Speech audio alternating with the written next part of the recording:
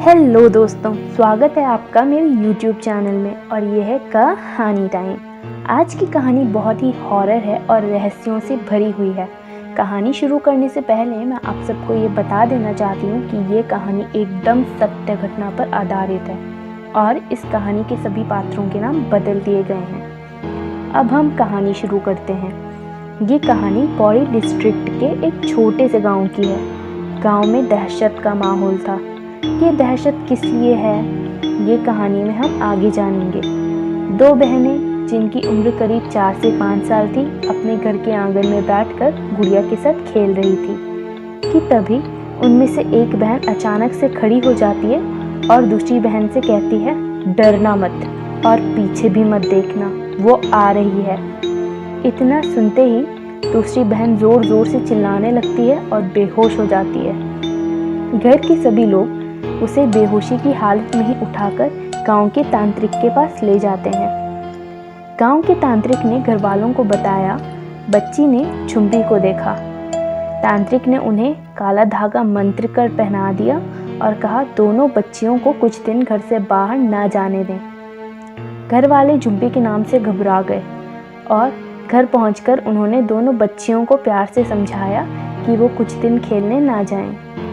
बच्चियां उस समय तो मान गई, लेकिन अगले ही दिन दोपहर के खाने के बाद जब घर के सभी लोग सो रहे थे, दोनों बच्चियां सब कुछ भूलकर खेलने चली गईं। और गई भी तो कहाँ गई, उसी जगह जहाँ पर झुम्पी की मौत हुई थी। जब उन बच्चियों की माँ की नींद खुली और उन्होंने घर में बच्चियों को नहीं देखा तो वो घबरा गईं और बच्चियों को ढूंढने लगी। उन्हें थोड़ी देर हुई ही थी कि उन्हें अपनी एक बेटी दिखाई दी।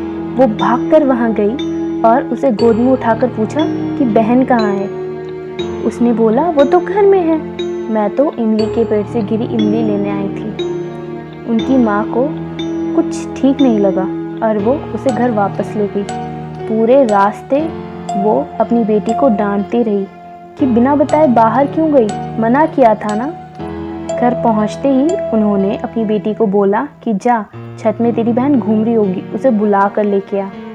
बच्ची तुरंत मान गई और छत की तरफ चल दी कि तभी पड़ोस की एक औरत चिल्लाते चिल्लाते उनके घर आई, रिंकी चिंकी की माँ, रिंकी चिंकी की माँ, चल मेरे साथ चल, जल्दी चल। अरे लेकिन हुआ क्या है, ये पूछकर उनकी माँ भी उस औरत के पीछे चली गई। उन्होंने देखा कि जिस पेड़ से गिरकर झुम्पी की मौत हुई थी, रिंकी चिंकी दोनों वहां बेहोश पड़ी थी।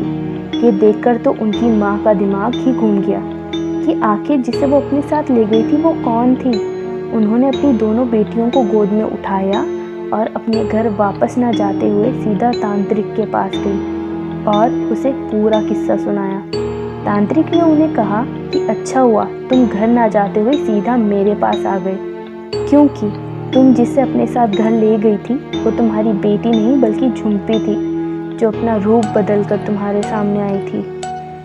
वैसे तो झुम्पी किसी के भी घर के अंदर नहीं जाती थी, लेकिन रिंकी चिंकी की माँ खुद उसे अपने साथ लेकर अंदर गई थी। झुम्पी एक बार जिसे दिख जाए उसके बाद उसके घर परिवार में पनौती होना शुरू हो जाता था, जैसे कि घर के पालतू जानवरों का मरना, लोगों को लकवा मार जाना, हादसे होना वगैरह वगैरह। तांत्रिक ने उन तीनों को थोड़ी राख मंत्र कर दी और कहा, इसे घर पहुंचते ही घर में छिड़क देना। रिंकी चिंकी की मम्मी ने भी ऐसा ही किया। राख छिड़कने के बाद वो अपनी गाय भैंसों को देखने गई कि कहीं झुम्पी की वजह से उन्हें कुछ हो तो नहीं गया, लेकिन सब ठीक था, बच्चों को कोई फिक्र नहीं थी। अगले दिन उनकी माँ को याद आया कि अरे, मैंने तो बच्चों से पूछा ही नहीं कि आखिर वो बेहोश कैसे हो गए थे। उनकी माँ ने उनको आवाज़ लगाई और उनसे पूछा कि कल तुम बेहोश कैसे हो गए थे।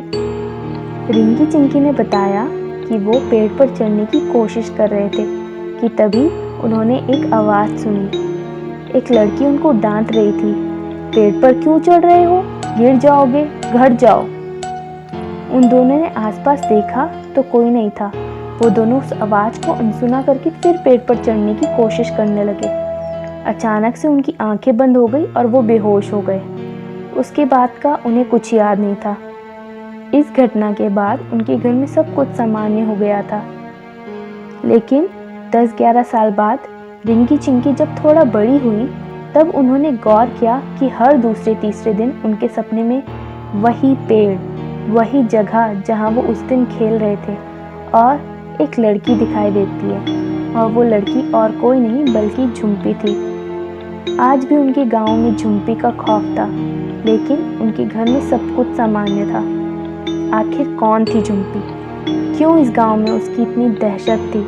और आखिर रिंकी चिंकी को सपने में वो क्यों दिखाई देती थी? इस राज से पर्दा इसी वीडियो के नेक्स्ट पार्ट में हटेगा।